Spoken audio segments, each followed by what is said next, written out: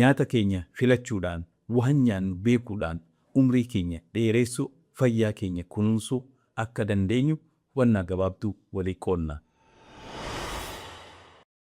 Akkam jirtu dhaggeeffatoota keenya. Dhibeen onnee, dhibeen shukkaraa, dhibeen kalee fi qaamota biroo nyaata keenya wajjin kan wal qabatan ta'uu isaa quba qabdu. Ilkee ofiitiin qabrii ofii qotuu jedhu. Ilkee ofiitiin akkamitti qabrii keenya qonna yoo jenne waan nyaannuun umrii keenya dheereffachuu fi fayyaa keenya eeguu ni dandeenya.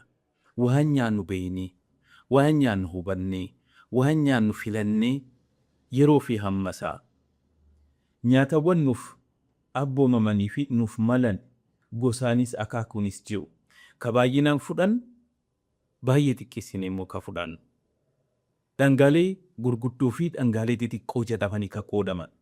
Dhangaalee gurguddoo ka jennu kan akka gabbisa, pirootiinii ka jennu, annisa of keessaa qabu kaarboohayidireetii ka jennuu fi cooma ka jennu. Isaan sadan kun baay'inaan guyyatti ka fudhannuu fi sochii keenyaaf, ijaarsa qaama keenyaaf, hojiidhaaf kan nu barbaachisan ciree laaqanaa fi irbaata jennee ka fudhannudha.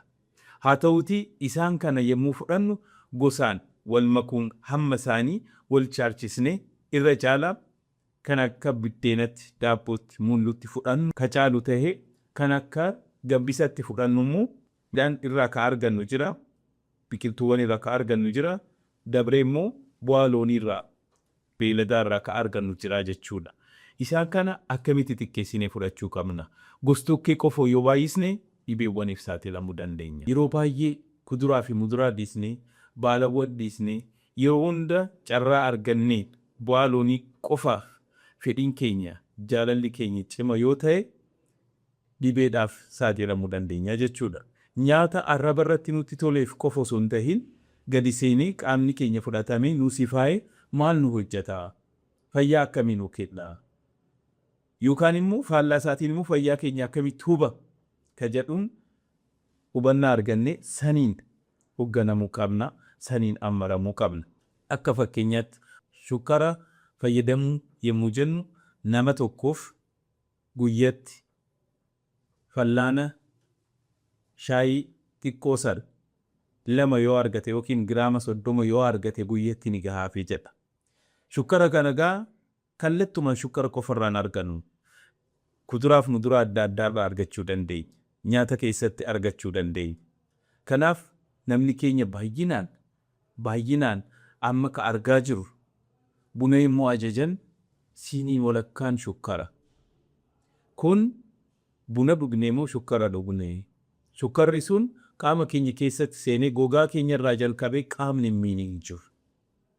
hin jiru. Nuti jiraachuuf fayyaa keenya eeguuf sooranna waan ta'eef waan fayyaa keenya hubu xiqqeessu. Kanaaf warri shukkara bal'inaan fayyadamtanii fi ani buna araadan qabu, maakkiyaatos araadan qabu, shukkarumaa fi lugaa warri jettan kana booda shukkara kana xiqqeessaa bunuma dhuguudha. Yookiin aannanuma dhuguudha. Aannan mataa isaatiin uumamaan shukkara of keessaa qaba waan ta'eef shukkara xiqqeessu.